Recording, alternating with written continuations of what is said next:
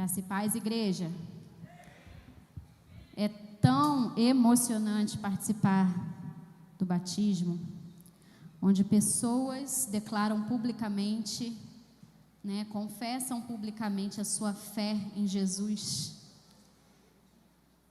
Depois de 2 anos, 2020, 2021, onde muitos se afastaram do Senhor por causa da pandemia, tantos outros se aproximaram do Senhor por causa da pandemia. Então, participar desse tempo é muito gratificante.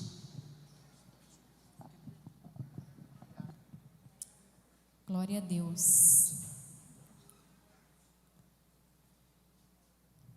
Gostaria de orar nesse momento. Você pode colocar sua mente no Senhor.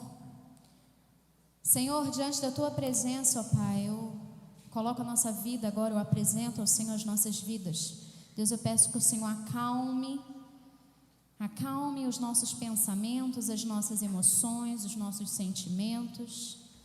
Deus, que o Senhor esteja, Senhor, agora falando ao nosso coração, ministrando através dessa palavra. Senhor, que não seja eu, mas que seja o Senhor a falar. Ensina-nos, ó Pai. Ministra o nosso coração. Espírito Santo, haja em liberdade aqui nessa igreja.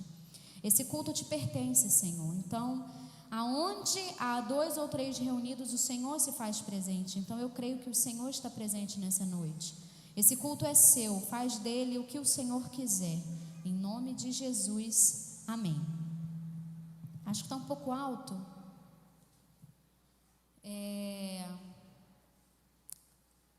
Nessa noite eu quero trazer a palavra para vocês, que o tema é o propósito esquecido. Então eu gostaria que vocês abrissem a palavra de Deus em Mateus capítulo 28. Eu quero dizer que eu estou nervosa, emocionada, porque nós temos a nossa igreja do Morro de Santana em comunhão, em unidade. E eu quero dizer que nós, como igreja, esse som, o que está acontecendo? Nós estamos muito felizes com a presença de vocês estarem aqui com a gente. Então, sinta-se acolhidos, abraçados. Obrigada, Cecília, por topar em cima da hora, loucamente, de se juntar a nós, porque nós cremos que Deus tem nos levantado para vivermos como unidade. Somos uma só Getsemane. E eu tenho certeza que dessa unidade vai gerar um fruto maravilhoso. Então, em Mateus capítulo 28, a partir do versículo 18, quem não trouxe a sua Bíblia vai poder acompanhar no telão. Diz assim: Jesus, aproximando-se, falou-lhes dizendo: toda a autoridade me foi dada no céu e na terra. Portanto, vão e façam discípulos de todas as nações, batizando-os em nome do Pai, do Filho e do Espírito Santo, ensinando-os a guardar todas as coisas que tenho ordenado a vocês. E eis que estou com vocês até o fim dos tempos. Antes da gente falar sobre o propósito esquecido, eu gostaria que a gente esclarecesse, que a gente entendesse algo muito importante. E para a gente entender essa frase que eu vou falar, eu gostaria de ler alguns textos. Então, abre em Romanos 10, 9. O que eu quero dizer é que todos que são salvos. Quem é salvo aqui? Levanta a mão. Então você é filho de Deus. Você é salvo, você é filho de Deus. E como filhos de Deus, somos todos discípulos de Cristo. E portanto, nós somos uma testemunha às nações. Então, se você acompanhar comigo em Romanos capítulo 10, versículo 9, diz assim: se você confessar com a sua boca que Jesus é o Senhor e crer em seu coração que Deus o ressuscitou dentre os mortos, será salvo.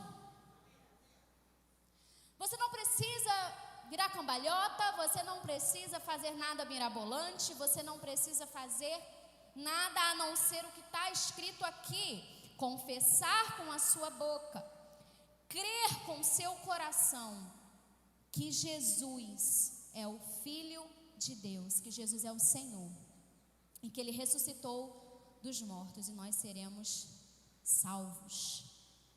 Em Gálatas capítulo 3, versículo 26, diz assim: todos vocês são filhos de Deus mediante a fé em Cristo Jesus.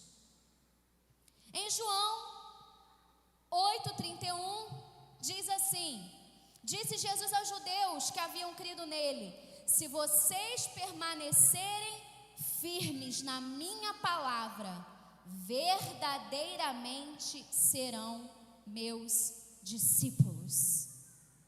E Atos 1:8: mas receberão poder quando o Espírito descer sobre vocês. Quem já recebeu o Espírito Santo? E serão minhas testemunhas em Jerusalém, em toda a Judeia e Samaria e até os confins da terra. Não é possível, meus irmãos, você ser um e não ser o outro. Você é salvo, então você é filho de Deus, você é um discípulo de Jesus e você é uma testemunha às nações. Não tem como você ser salvo e você não ser as outras coisas. Não tem como você ser as outras coisas e você não ser salvo. É uma coisa só. Então, antes da gente pensar em propósito, porque eu sinto que nós vivemos uma geração que ela busca o seu propósito.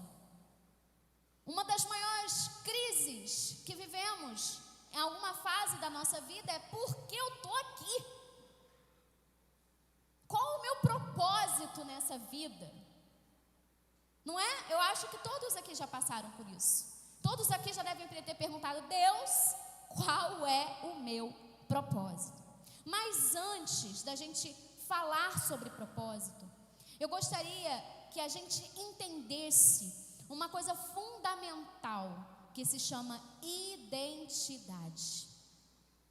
Porque para você saber qual é o seu propósito, você precisa ter claro e ter a convicção dentro de você de quem você é. A sua identidade não é o que você quer que seja. A sua identidade não é o que os outros dizem que é. A sua identidade está no que Deus diz que você é. Deus diz que você é filho dele. Deus diz que você é amado dele. Deus diz que você é discípulo dele. Deus diz que você é testemunha dele. E estamos vivendo numa geração, num tempo, numa sociedade em que quer nos enganar, irmãos. Pensa comigo. Alguém aqui decidiu qual hospital você ia nascer?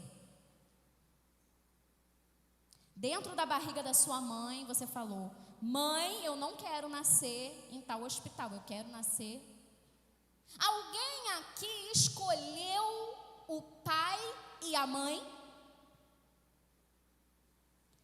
Alguém aqui escolheu o próprio nome? Alguém aqui escolheu a criação que ia receber? O país, você escolheu o país que você ia nascer? Alguém aqui escolheu?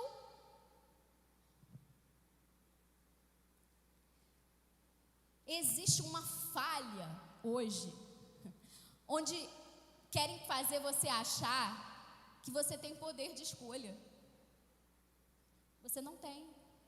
A não ser que você diga para mim que você escolheu todas essas perguntas aqui que eu falei, porque eu não escolhi.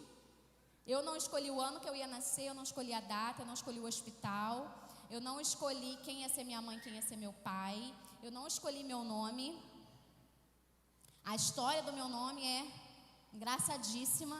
que a minha tia me salvou, irmãos. Irmãos, a minha mãe ia me chamar de Isabã. E a minha tia foi e falou: ah, Jane, coloca Isadora. Aí eu, salva pelo gongo, salva pela minha tia, imagina. Agora, tem pessoas como, alguém aqui conhece a Sara Shiva? Ela escolheu o nome dela, Sara, porque a mãe dela colocou um nome tão assim, que não dava para ler, que não dava para falar, ninguém sabe pronunciar o nome, que aí o juiz autorizou ela ir lá e mudar o nome dela. E assim acho que as outras irmãs também passaram pela mesma coisa, porque a mãe estava, sei lá, meio drogada na hora que escolheu o nome, um negócio assim. Mas, fora isso, quem escolheu foi Deus. Deus escolheu onde você ia nascer, Deus escolheu o seu pai, a sua mãe, Deus escolheu como ia ser o seu cabelo, o seu olho, a sua personalidade, o seu temperamento. Eu já vivi isso, irmãos. Uma crise. Deus, por que você me fez ser com esse temperamento, com essa personalidade? Por que eu sou assim? As pessoas não gostam de mim. Então por que o Senhor me fez ser assim? Mas o Senhor fez a gente ter a personalidade que a gente tem, o temperamento que a gente tem, para um propósito. Deus escolheu tudo isso por você e para você. Tudo o que você viveu até hoje, tudo o que você viveu e tudo o que você ainda vai viver é para você chegar ao seu propósito. Eu não sei quais as dores você passou na sua infância. Eu não sei quais as dores você passou na sua adolescência, ou quais as dores você ainda passa hoje na sua vida adulta, mas eu quero dizer para você que tudo isso está construindo em você o que Deus tem em você. Não é à toa, você não passou por tudo que você passou sem um motivo, sem uma razão, sem um porquê. Deus está preparando você para o cumprimento do seu propósito.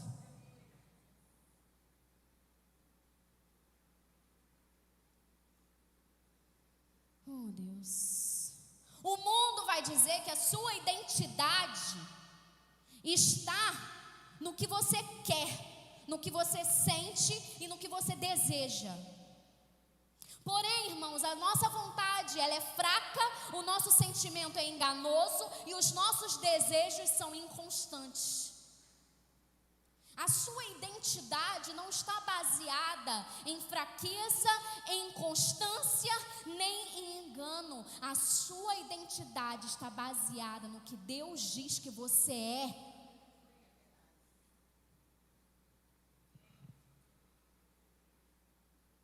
A convicção da sua identidade é a chave para você viver o propósito de Deus. Você precisa entender isso, irmãos. Quem quer viver o propósito de Deus na sua vida? Levanta a mão.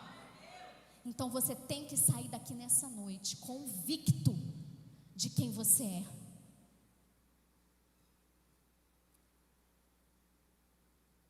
No ano de 2021, nós trabalhamos o ano do discípulo.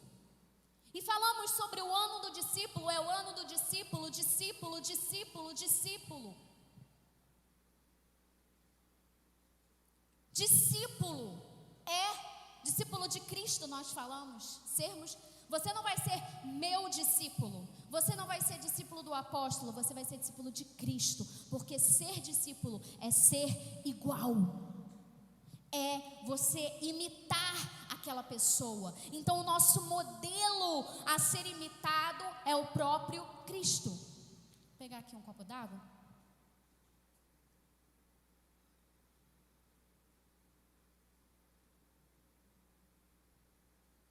Então, durante todo o ano, nós falamos sobre discípulo.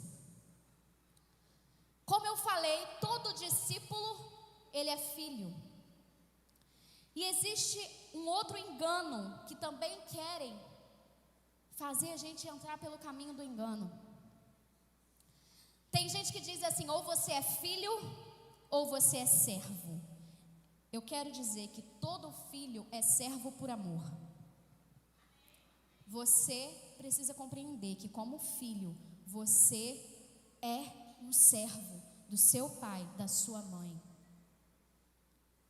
Meus pais, o que eles me pedem que eu não faço? Filha, pega um copo de água. Filha, você pode servir isso aqui? Isso é serviço, é ser servo. Eu servir o meu pai e a minha mãe não tira de mim a identidade que eu sou filha. Então você é filho, mas você também é servo. Você é salvo, amém? Todos somos salvos. Mas nós não podemos esquecer que nós temos uma dívida com Jesus, uma dívida por amor. Porque Jesus pagou a dívida de morte, mas hoje nós devemos ao nosso Salvador. E Jesus, Ele nos pede amor. Ele nos exige amor, que a gente ame a Ele sobre todas as coisas e que a gente ame o nosso próximo, assim como Ele ama. A nossa posição de testemunha, você sabe qual é o papel da testemunha? O papel da testemunha é quando você vê, você presencia alguma coisa, um assalto, um assassinato, alguma coisa, e você vai diante do juiz e diante de algumas pessoas dizer: eu vi essa pessoa matar aquela pessoa. Então você não vai dizer a sua opinião, você não vai dizer se você concorda ou se você discorda do julgamento do juiz. Vocês estão entendendo? Testemunha é para você dizer o que você viu, o que você ouviu, o que você vivenciou. Então em Mateus, eu vou pedir para eles deixarem Mateus 28, 18, para deixar no telão. Porque em Mateus, o primeiro texto que eu li, Jesus fala: olha, eu estou chamando vocês. Toda autoridade me foi dada no céu e na terra, portanto, vão e façam discípulos de todas as nações. Então, Jesus aqui, Ele está dando um comando, uma voz de comando. Jesus não está perguntando para os discípulos se eles concordam, se eles discordam. Não, vão, é um comando. E esse comando não é só para os 12. Esse comando aqui é para mim. Esse comando aqui é para você. Todo salvo é discípulo. Todo discípulo é filho. E todos nós aqui que nascemos de novo, fomos chamados por Jesus para ir.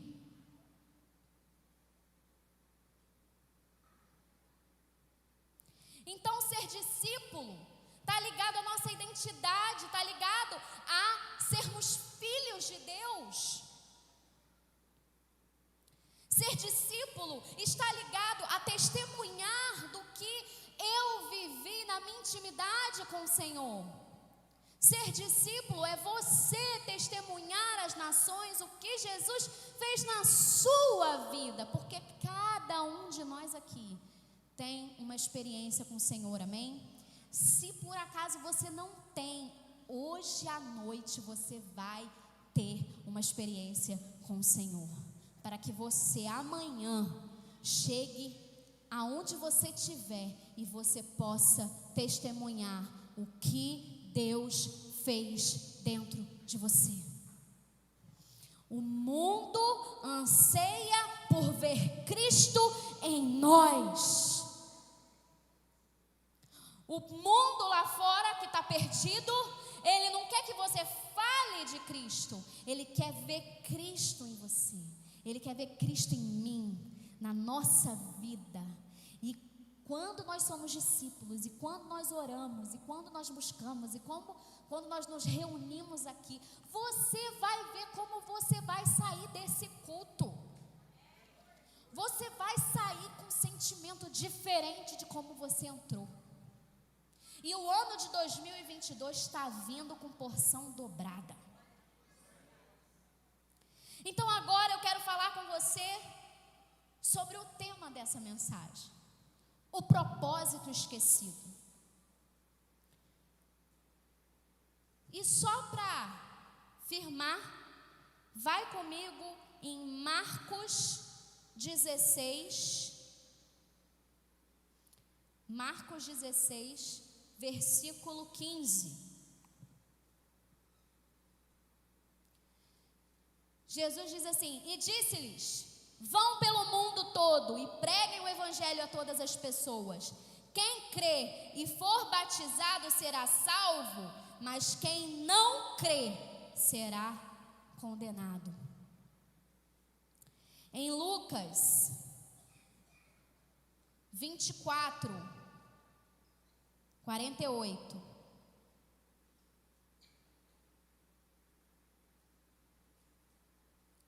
diz assim: vocês são testemunhas dessas coisas. Eu envio a vocês a promessa de meu Pai. Essa promessa que ele está falando aqui é o Espírito Santo.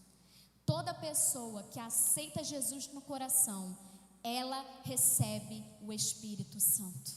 Então, se você já aceitou Jesus, você é morada do Espírito Santo. Você recebeu a promessa de Deus.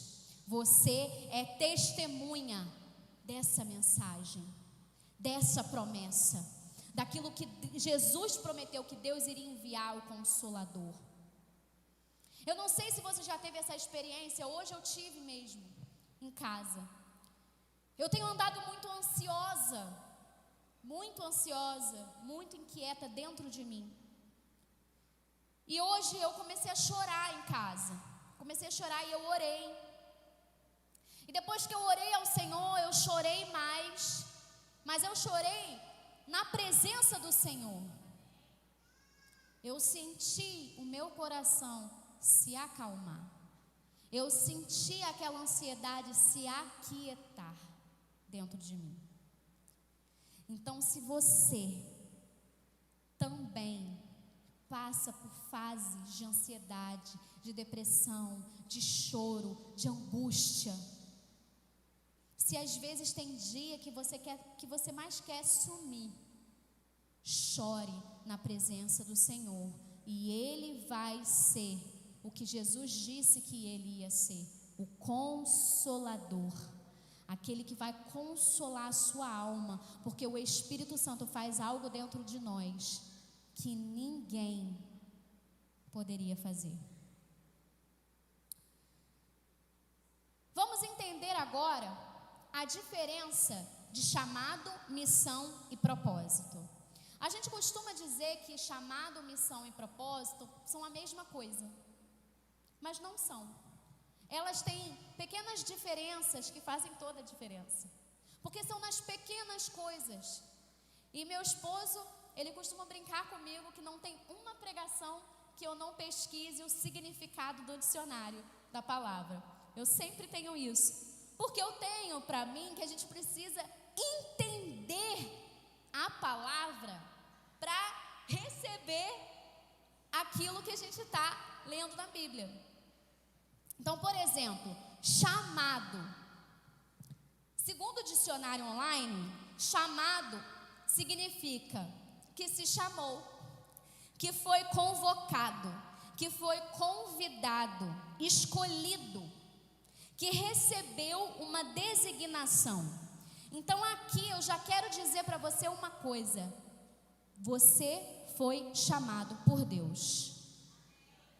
Não há nenhum filho de Deus sequer que não tenha sido chamado por Deus.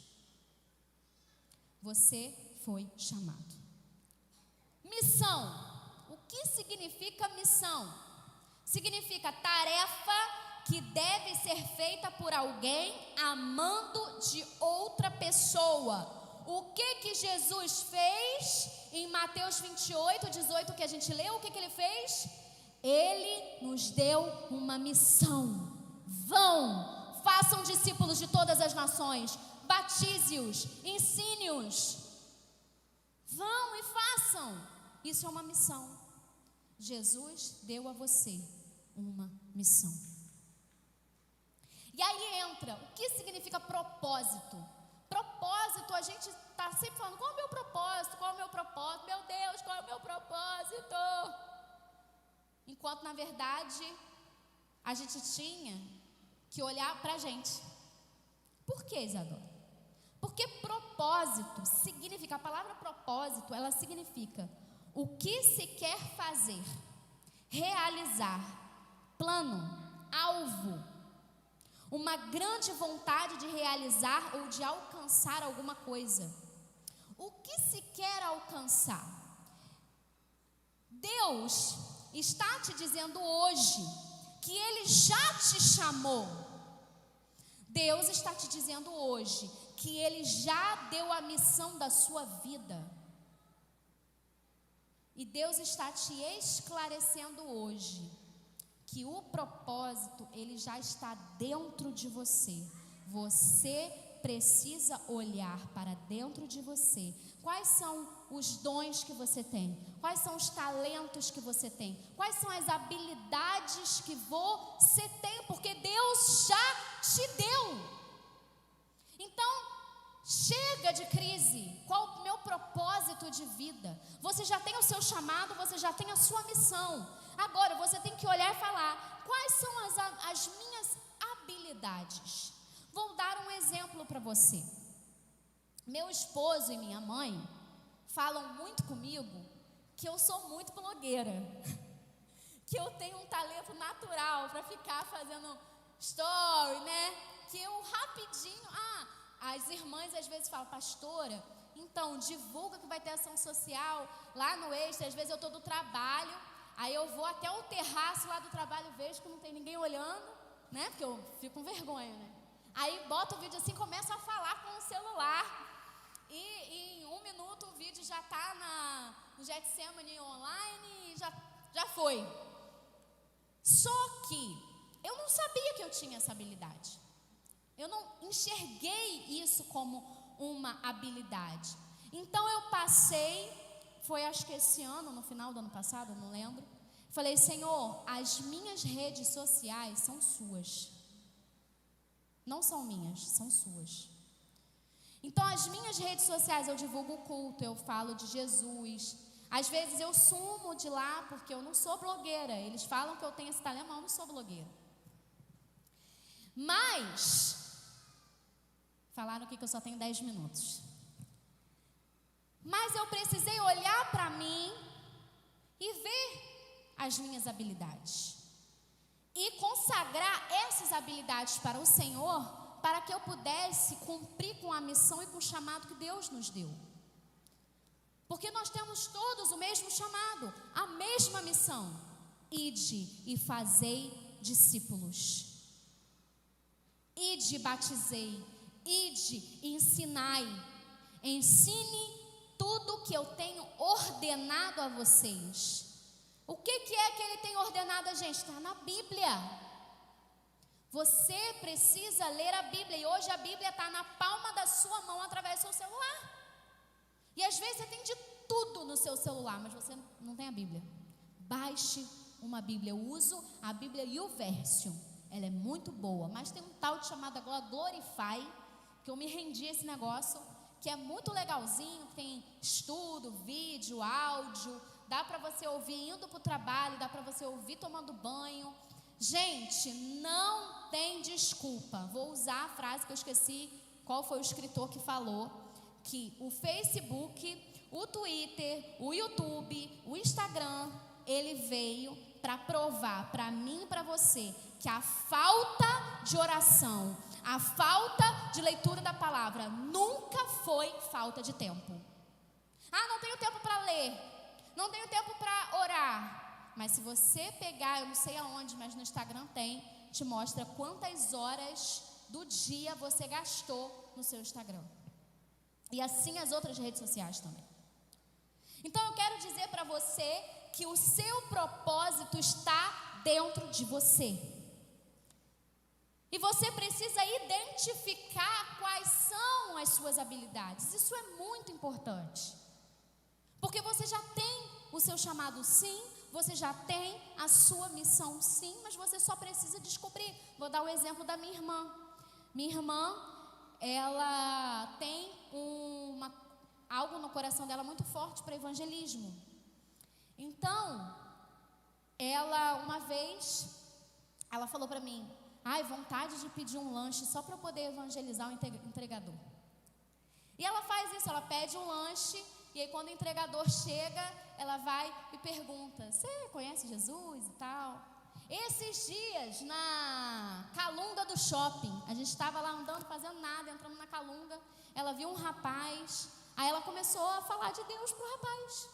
E aí o rapaz ficou todo arrepiado, porque ele falou que naquele momento ele tinha orado a Deus, pedindo a confirmação de Deus e tal. Mas você pergunta para ela se ela gosta de gravar vídeo. Gosta não? Pergunta para ela, não gosta. Porque tem quem gosta e tem quem não gosta.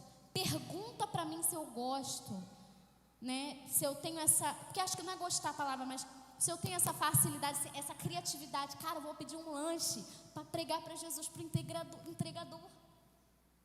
Gente, eu não tenho, só ela. Então, cada um de nós tem habilidades. E você precisa descobrir a sua habilidade. O propósito esquecido, porque o tema da minha mensagem é o propósito esquecido. O propósito esquecido é aquele que Deus colocou dentro de você e você guardou. O propósito esquecido é aquele que Deus colocou dentro de você e você se esqueceu dele e você não se lembra dele. A missão que Deus te deu, sendo aplicada de acordo com suas habilidades. Podeis se colocar de pé, o louvor já pode subir. Então eu quero dizer para você que o ano do discípulo está acabando. Mas eu quero dizer para você que o ano da porção dobrada está começando, mas só recebe porção dobrada quem é discípulo. Porque Eliseu só recebeu a porção dobrada de Elias porque ele era discípulo. Então, um ano é linkado ao outro. Uma ação linka outra ação. Esse culto só está começando. Deus só está começando a ministrar no seu coração. Você pode estar pensando que você está aqui porque alguém chamou você. Não, você está aqui porque Deus escolheu esse tempo, esse dia, para dizer para você: eu estou chamando você, eu tenho uma missão para você. E é hora, e chegou a hora de você se despertar para aquilo que eu tenho chamado você. A palavra de Deus diz que Jesus disse, eu não lembro agora o versículo, o texto, que aquele que não aborrecer pai e mãe por amor de mim, não é digno de mim. Outro texto diz: buscai primeiro o reino de Deus e a sua justiça, e todas as demais coisas vos serão acrescentadas. Para de se distrair. Para de viver em crise.